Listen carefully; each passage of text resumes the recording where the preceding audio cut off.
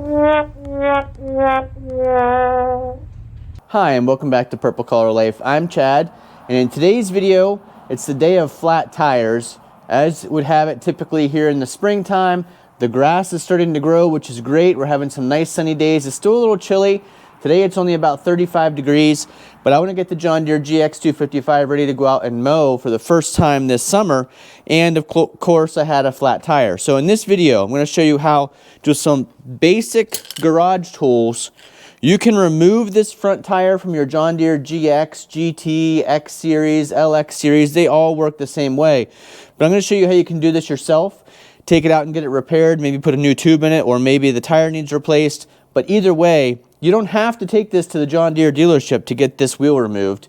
It's pretty easy to do at home if you've got just a screwdriver, pair of pliers. You might need 2 screwdrivers, but the process is really easy. I'll walk you through it. I will say I was going to use my standard hydraulic floor jack, but it can't get between the tire and the mount for the mower deck. So just a regular old bottle jack. I keep this in the CarMate enclosed trailer in case we ever have a flat tire in the enclosed trailer.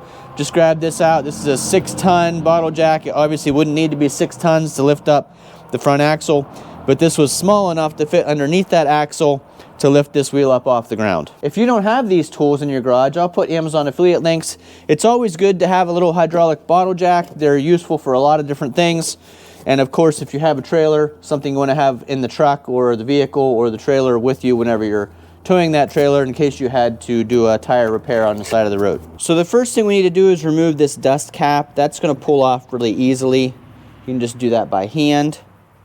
And then you can see there's a little spring clip inside here that's holding a washer up against the bearings of this front tire and wheel. So we're going to use a screwdriver to get this spring clip loosened up and off. You can see that was really easy. I'm going to set it on a rag so I don't forget it and it doesn't make a mess on the floor. Same thing with this washer.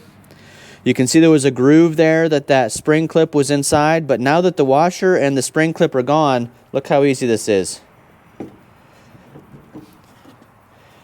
Right off the axle. Now I know a lot of people take their John Deere to the dealership because it has a flat tire on the front or the back.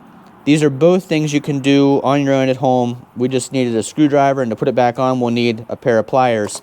But I'm going to take this out, get probably a new tube in it, and then I'll be right back. Okay, I'm back with the repaired tire. It was just in need of a new tube. It was the original tube probably in this tire, so it cost $15 for the Firestone tube and $10 for the labor.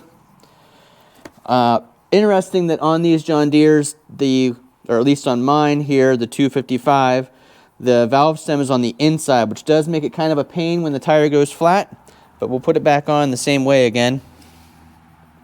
Of course, the tire's a little bit taller now, so we need to jack up the front end a little bit more. There we go.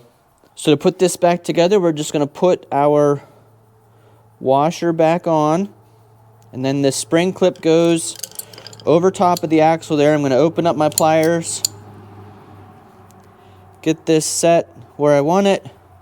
Then I'll use the pliers to hold the bottom of the axle and then push the top of the spring clip down.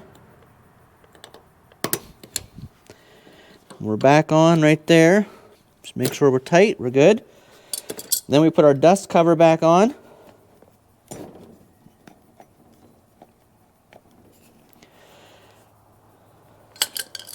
So it really only took 3 tools to get this tire off and get it repaired.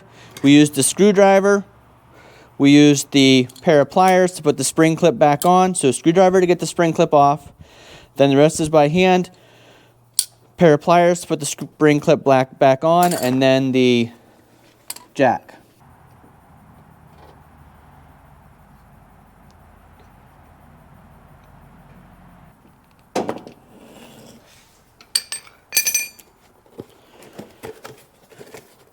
Thanks for watching. If you found this video informative and entertaining, please give us a big thumbs up. Click that subscribe button if you're not already following us, and we'll see you again the next time.